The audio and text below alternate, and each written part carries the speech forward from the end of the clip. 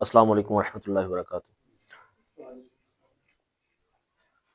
الحمدللہ رب العالمین والعاقبۃ للمتقین والصلاۃ والسلام علی نبیہ المرسلین، اما بعد فاعوذ باللہ من الشیطان الرجیم، بسم اللہ الرحمن الرحیم۔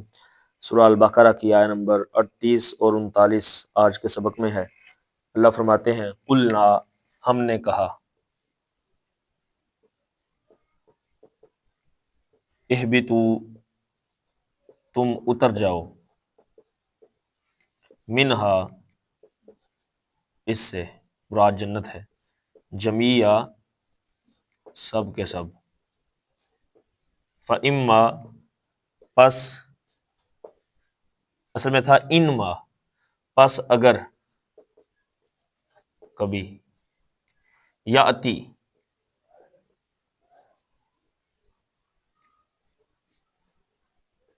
آ جائے، ینکم، تمہارے پاس،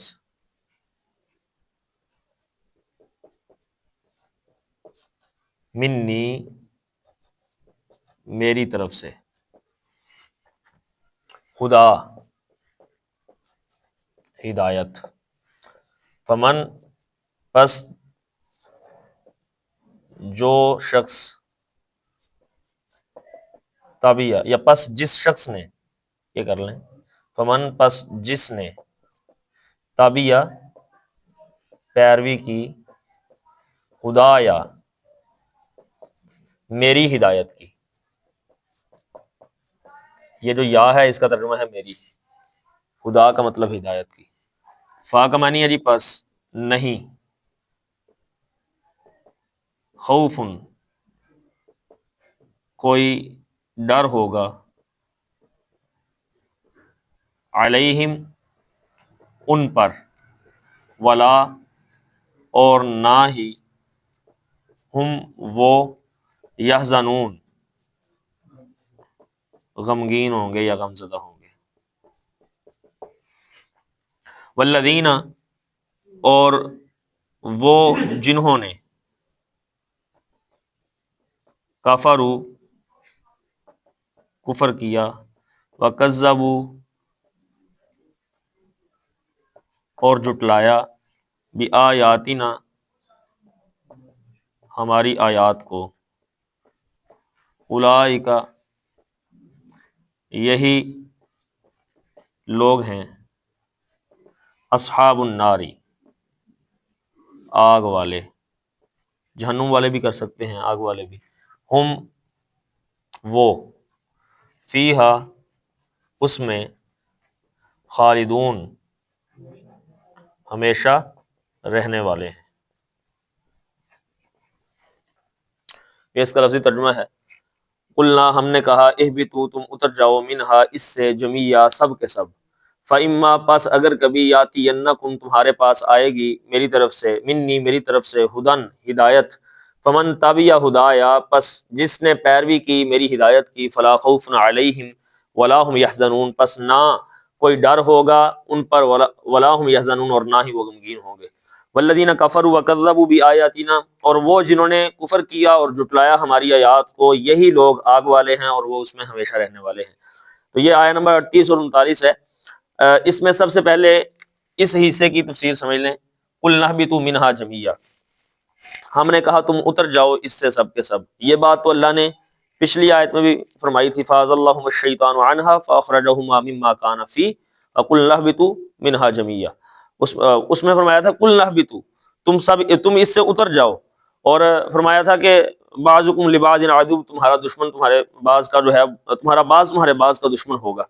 تو دوبارہ یہاں پہ بات فرمائی، جبکہ پچھلی والی آیت میں اللہ نے فرمایا کہ اللہ رب العزت توبہ، بہت زیادہ توبہ قبول کرنے والے، بہت زیادہ رحم کرنے والے ہیں۔ توبہ قبول کرنے کے بعد دوبارہ سے یہ بات دہرانے کا مقصد کیا ہے؟ حالانکہ یہ بات تو پہلی فرما دی تھی جب جنت سے اتارا تھا، تو زمین پر اتارے جانے کے بعد دوبارہ کہا کہ تم سب اتر جاؤ اس سے۔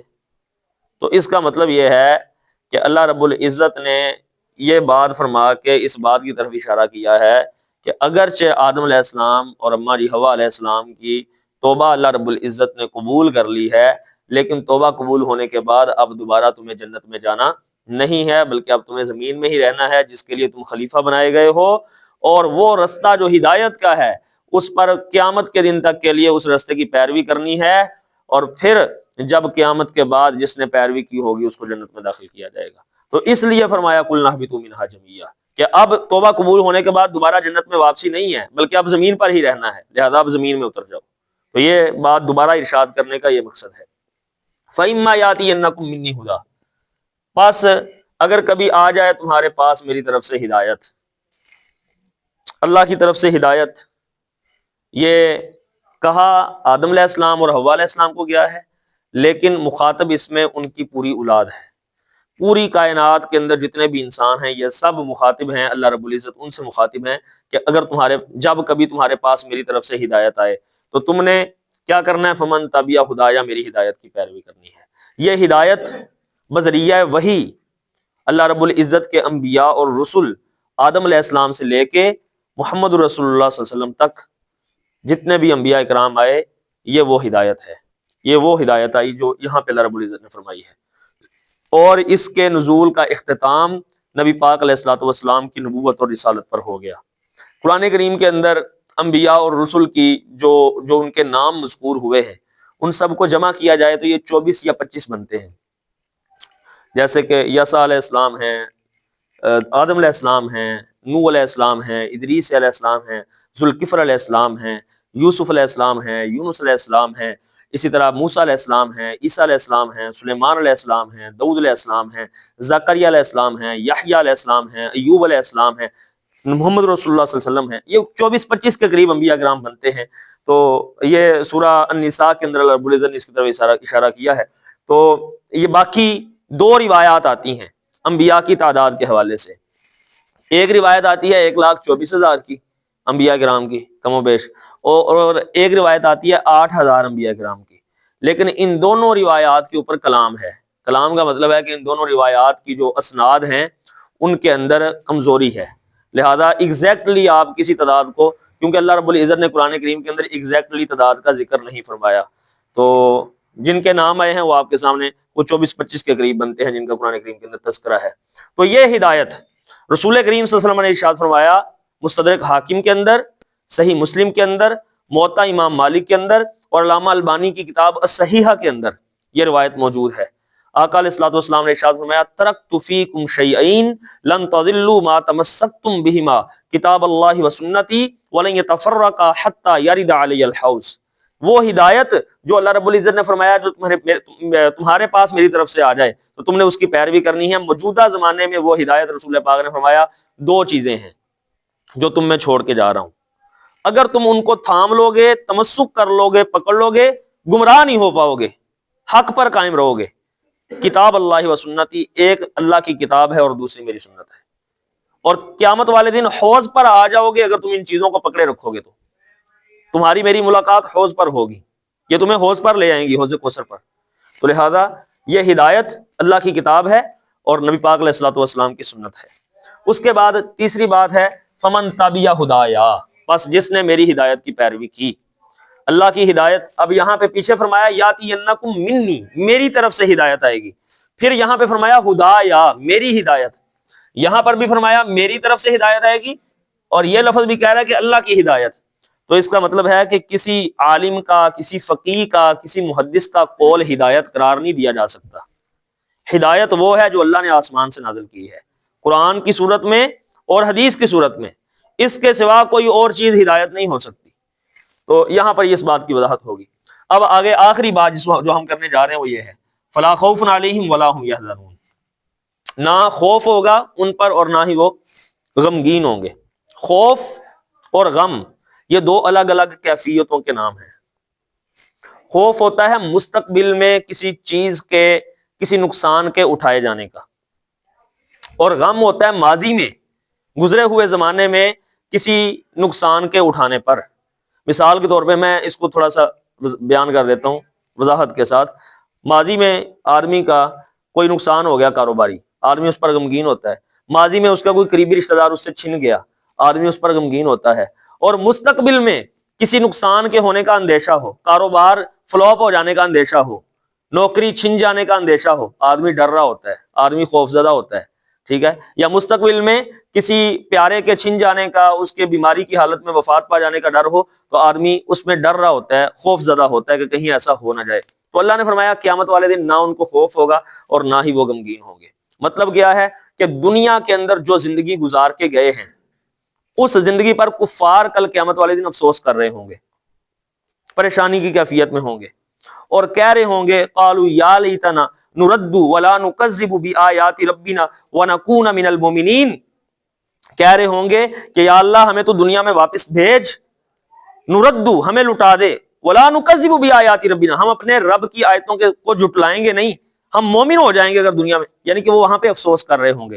ایمان والے بندے جو اس ہدایت کی پیروی کریں گے ولا هم يحزنون ولا فلا خوف علیہم، ان پر خوف نہیں ہوگا کہ آگے پتہ نہیں کیا ہونا ہے ہمارے ساتھ، پتہ نہیں اللہ رب العزت ہمیں عذاب میں مبتلا نہ کر دیں. کسی قسم کا کوئی ڈر خوف نہیں ہوگا کیونکہ بالکل مطمئن حالت میں ہوں گے. دنیا میں جو زندگی گزار کے آئے ہوں گے اس زندگی سے مطمئن ہوں گے اور آگے انعام اکرام ان کو دکھایا جا رہا ہوگا.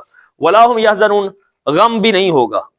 غم کس طرح کا کہ ماضی میں جو ہے وہ، بلکہ فلا خوف کا تعلق جو ہے مستقبل کے ساتھ ہے اور غم ماضی کے ساتھ ہے.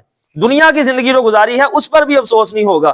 اللہ رب العزت قرآن میں وَهُمْ مِنْ فَزَعٍ يَوْمَئِذٍ اکبر، اللہ فرماتے ہیں کہ بڑے دن کے اندر وہ بالکل مطمئن ہوں گے، کسی قسم کا کوئی ڈر خوف غم افسوس نہیں ہوگا کہ دنیا کے اندر جو زندگی گزاری ہے فضول میں گزار کے آگے ہیں. لیکن کفار دنیا کی زندگی پر بھی افسوس زدہ ہوں گے اور کہہ رہے ہوں گے کہ ہم نے یہ کیا کر دیا. تو لہذا یہ اس کا ہے. اور اگلی آیت کے اندر کوئی خاص اس کی وضاحت نہیں، بس سمپل جو اس ہدایت کی پیروی نہیں کریں گے، اللہ کی آیات کا انکار کریں گے، یہ لوگ آگ والے ہیں اور اس کے اندر ہمیشہ ہمیشہ رہیں گے. مختلف مقامات کے اوپر قرآن کریم کے اندر دنیا کی زندگی کو بیان کرتے ہوئے اللہ رب العزت نے کفار کی جو 6 مگوئیاں ہیں، آپس میں ڈسکشن ہے قیامت والے دن، اس کا ذکر فرمایا ہے.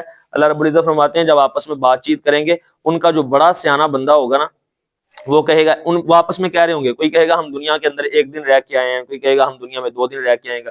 جو بڑا سیانہ ہوگا وہ کہے گا دنیا میں ہم 10 دن رہ کے آئے ہیں.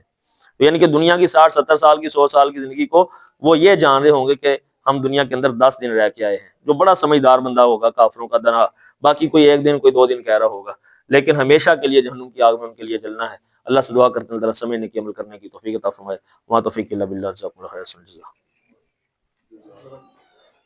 خیر.